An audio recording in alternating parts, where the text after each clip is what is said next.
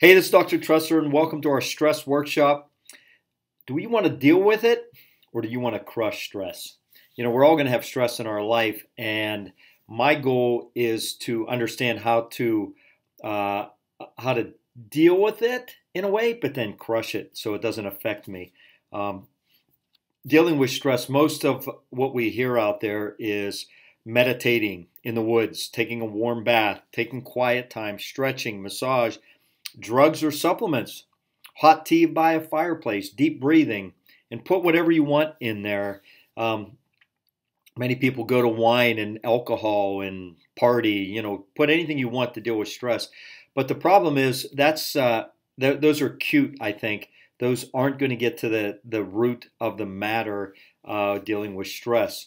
Um, when we wake up in the morning, if you do that, you still have the problem. You'll find yourself resorting to those all the time. You always need wine at night to unwind. You have to just get away. You can't take it. You never get over the issues, and you'll never have enough time to implement all these strategies. People spend hours of time and just keep continuing to go down that path of, I just need to deal with stress. I just need to get away and get some quiet time. If you understand it differently, and we're going to talk about this, the way you look and view stress, it will completely revolutionize your life. Statistics right now, 33% of people report feeling extreme stress. A third. 77% experience stress that affects their physical health. 73% affect their mental health. 48% trouble sleeping because of stress. 75% experience moderate to high stress in the past month. Stress is the number one concern of high school students. This is sad. 80% feel stress at work. So stress is here. It's here to stay. You're going to have stress. It's how you view it, how you look at it, and how you manage it. When ongoing stress can cause inflammation. Inflammation is the root of many diseases and all types of diseases. Ongoing stress can cause heart problems, high blood pressure, anxiety, brain dysfunction. We're going to talk about this in chemistry in the brain. Hormone dysfunction, diabetes, blood chemistry problems, cancer. So the effects of stress are serious. It's nothing to take lightly. It's something to understand it and say, okay, let's make some changes. And that's what we're gonna hit on today. 3 stress hormones. You don't have to take notes on this, and you don't have to understand this. It's just an overview to see how serious this is. Catecholamines such as adrenaline and norepinephrine. You've heard of adrenaline, that adrenaline rush.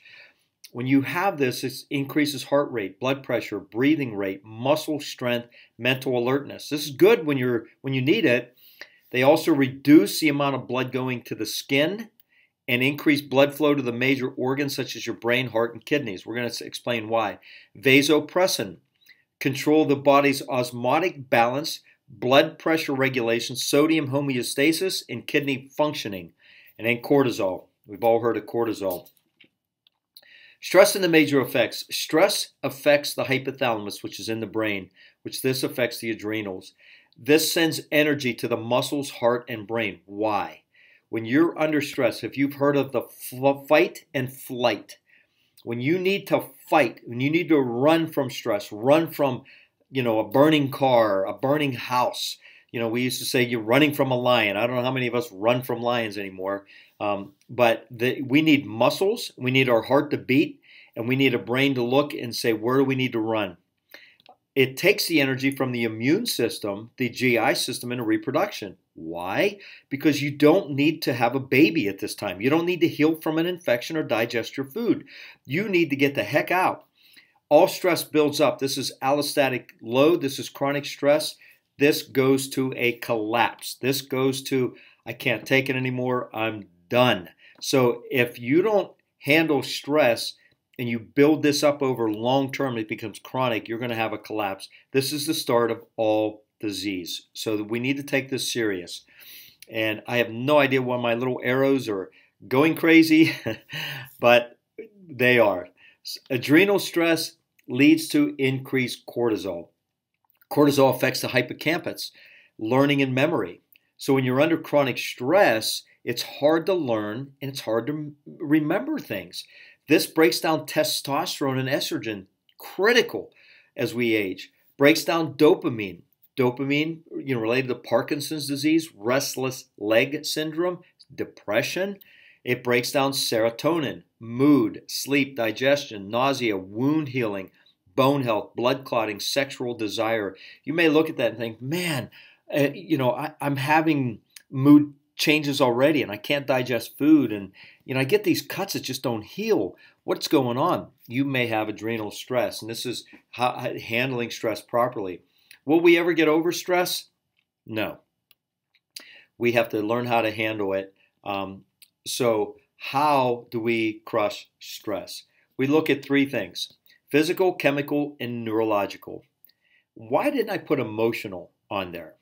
You may ask yourself, emotional stress.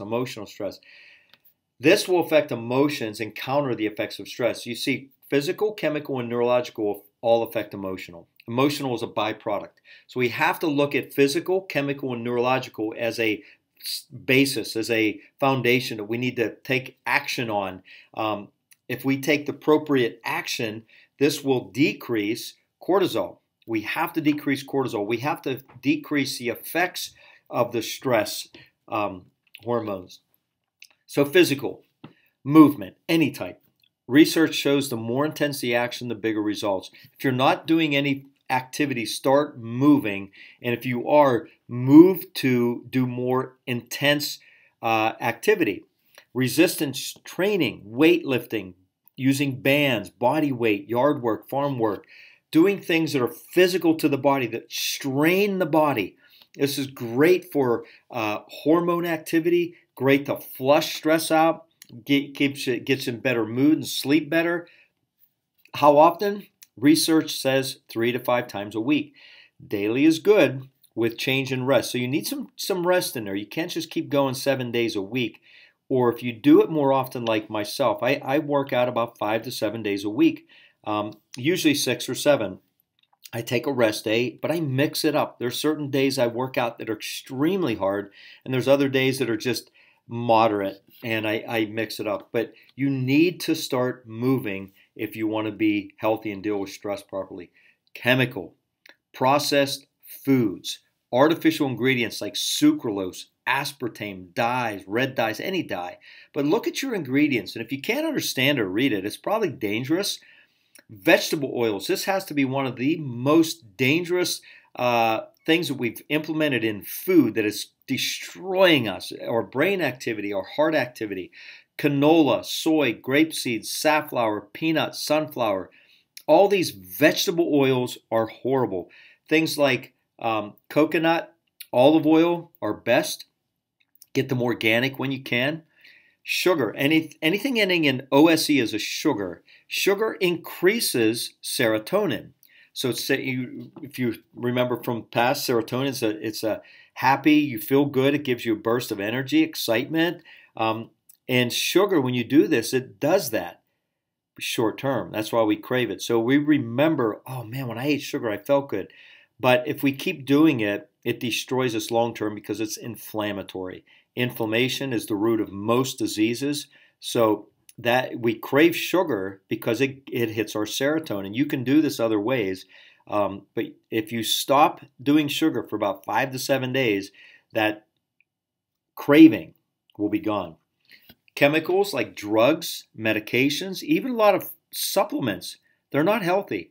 And we are depending on drugs and medications to help us with the effects of stress instead of getting to the root cause. Neurological. They found adjustments improve every hormone in the brain. See, adjustments just don't affect your back or your neck muscles or your sciatic nerve.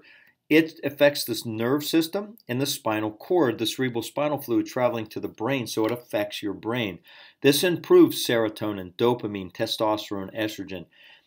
Adjustments increase oxytocin, which blocks the stress response. The stress response is the reaction to stress that is destroying us. It's causing the inflammation, all the hormones to go haywire. Adjustments give you a burst of that. So long term, if you keep yourself adjusted, well adjusted, you're going to have an increase in these hormones, increase in brain activity that will help. So adjustments just don't get rid of pain or help you with your pain. They support healing. That's why in our office we focus on the structure. We use things like adenoidal blocks, decompression therapy, wobble for the low back and mid back. RCT is repetitive cervical traction, helping put the curve in the neck, stimulate movement and healing in the neck area to support the brain. When you have to look at posture, your desk, your cell phone, laptop, gaming, that poor posture blocks nerve activity. Back in 1971, Roger Sperry found that 90% of the brain nourishment and stimulation come from movement of the spine. So if we don't have proper movement of our spine, we're not going to nourish our brain. Many people don't know this, and that's, this education, you have to realize you got to keep moving, but you got to have your spinal joints moving. Water, hydration. Your nerves and your brain and cerebral spinal fluid need hydration to move nerve activity.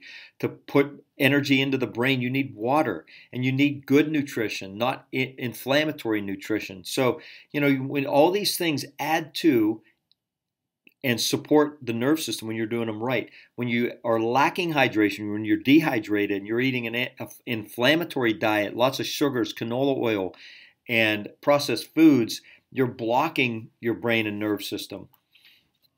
Here's something very interesting. They did there was a story of they put these 4 monkeys in a cage, and they put a ladder with bananas at the top.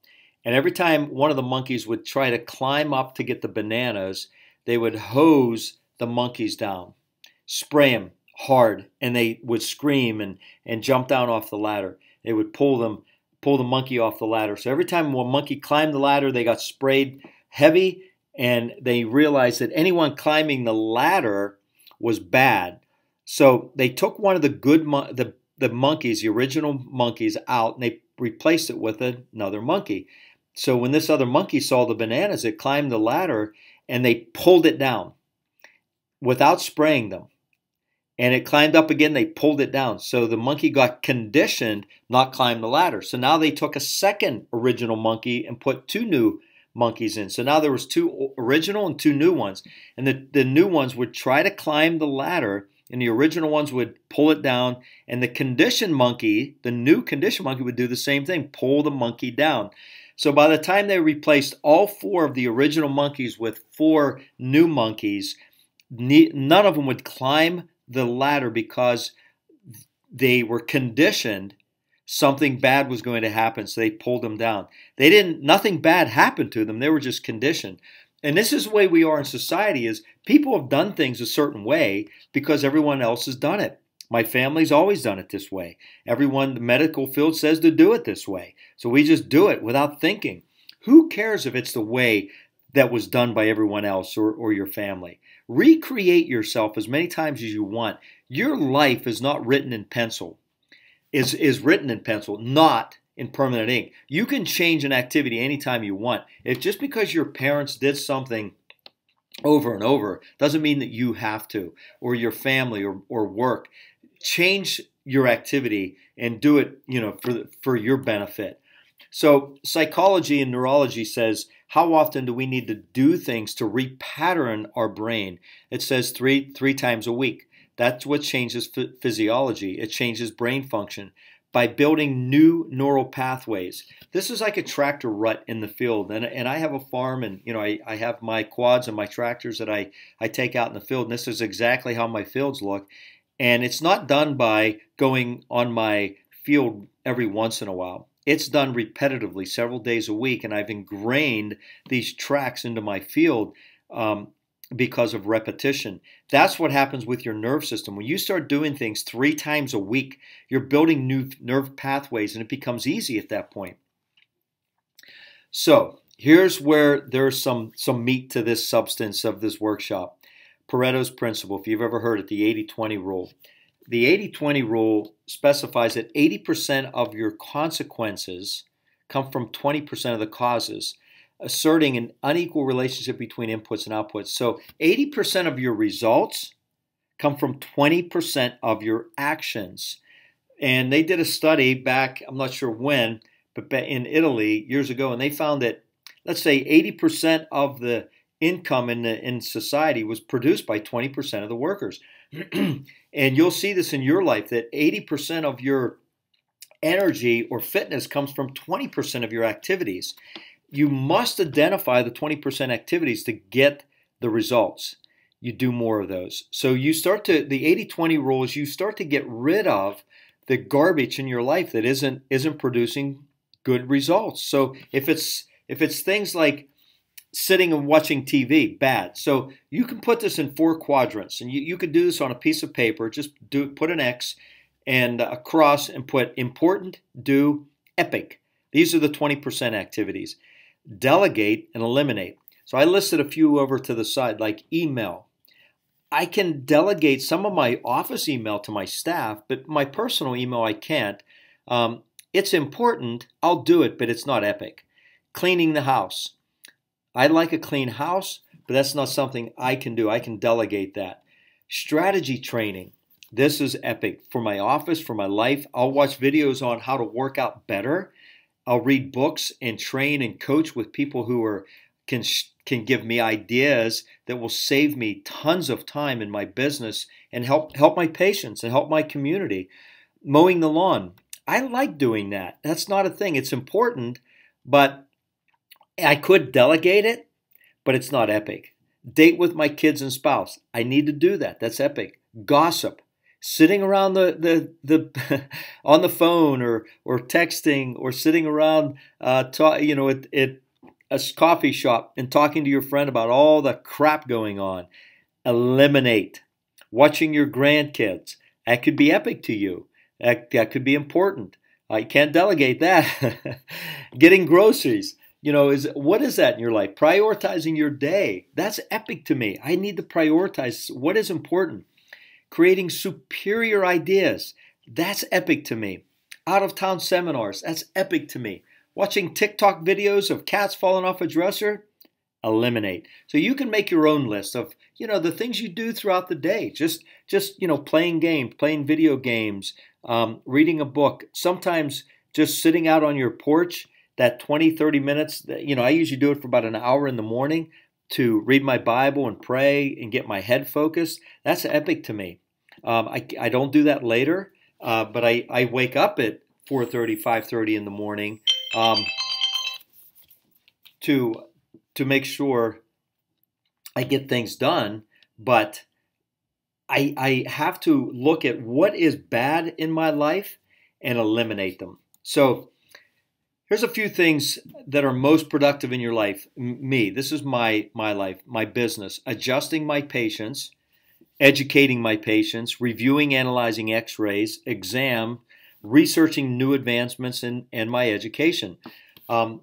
That's important to me. So anything else done in my office, like taking the garbage out or showing an x-ray to a previous patient, maybe I don't need to do that. Cleaning the tables. I do some of these things, but this is what I do best. In my physical life, lifting weights, sprints, and I put their sprints instead of a long 5-10 mile jog that I used to do. Sprints are higher activity, shorter amount of time, and they yield more results for me. Body weight exercise, farm work, study new ways to exercise and maximize results. So I'll watch YouTube videos on exercise to get new ideas so I can sharpen my exercise routine. I can shorten it. I can make it more a better exercise routine. So I'll watch videos on that, but I won't watch TikTok videos.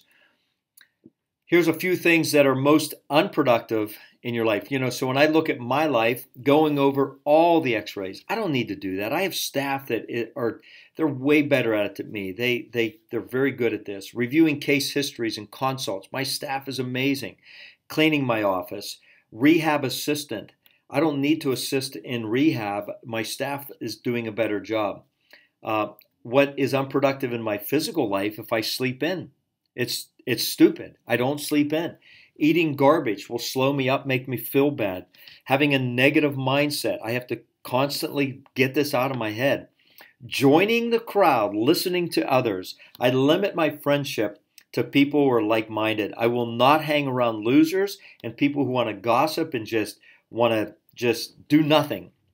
Late nights. If I have a late night, it's a purpose. It's with my family or kids for some really good reason. But if I have a late night, I sleep in. And if I sleep in, I don't get my morning routine done. So you have to eliminate bad things in your life. And you'll seem like, oh, it's restricting, but it's freeing because now you get the results that you want. Examples to me, this is what I would not do. Walking slow for an hour. That would serve me no good, and it doesn't do much for anyone. Um, Lifting weights for 3 hours. You don't need to be in the gym for 3 hours. That's a waste of time. Get it done in 15 to 30 minutes. Reading 10 books without applying one idea. There are many people out there that read book after book on business but don't apply anything.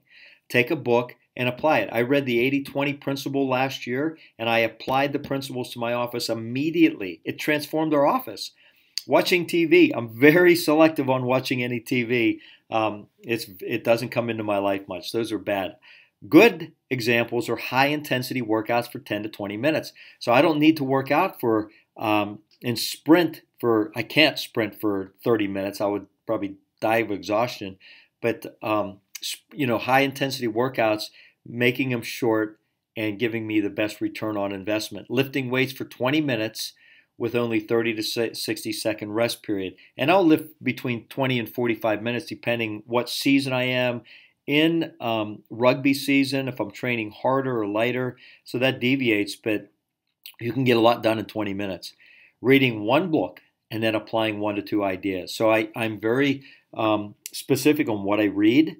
And if it's a good book, I'll start applying the principles immediately. I just did this again last week, joining a coaching program that I read a book. It sounded extremely beneficial, and I jumped in and I'm doing a new coaching program. Watching YouTube videos on exercise, that shortens my workout time, gives me better ideas. Studying business, chiropractic, and the Bible. I always start with the Bible in the morning because that sets my day. You must eliminate as many stressors as you can. Just imagine I can juggle 3 tennis balls. So imagine me juggling 3 tennis balls. There'd be like 3 stressors. I can handle 3 stressors. It's not going to kill me. But if you throw a 4th ball at me, I don't know how. Boom, I would drop all 4. I would collapse. That's what I mean with chronic allostatic stress is you build up, and then bam, there's a breaking point. You've got to eliminate the stressors. That's the 20%, the 80%. Eliminate the junk in your life. So quick review. Want to be happy and healthy. This is when we had our Easter egg hunt. My overalls, cowboy hat with my grandson. What a fun day. We had over 100 patients, and it was a little stressful organizing, but they had a blast. It was so much fun being out in the farm. So you have to realize stress is here to stay. Chronic stress affects every cell, organ, and your brain. Action is what is necessary. Whatever action steps you're going to implement 3 times a week. Look at physical, chemical, and neurological action steps. Apply the 80-20 principle. Write out a sheet today. Start writing down your activities you do. Find out what's good and what's bad. Eliminate the bad. Add the good, eliminate the bad. Your life will dramatically change. So I hope this helps. And share this with your friends and family. This will transform your life only if you take action. God bless.